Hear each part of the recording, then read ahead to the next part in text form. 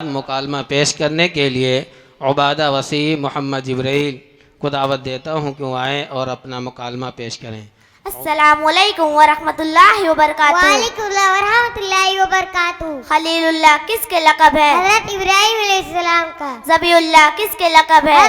हजरत इस्माइल अलैहिस्सलाम का। कलीमुल्लाह किसके लक़ब है? हजरत मूसा अलैहिस्सलाम का। किस नबी को मछली ने निगल लिया था? हजरत यूनुस अलैहिस्सलाम का। वो कौन से नबी हैं जिनके जिनों और हवाओं पर भी हुकूमत थी? हजरत सुलेमान अलैहिस्सलाम का।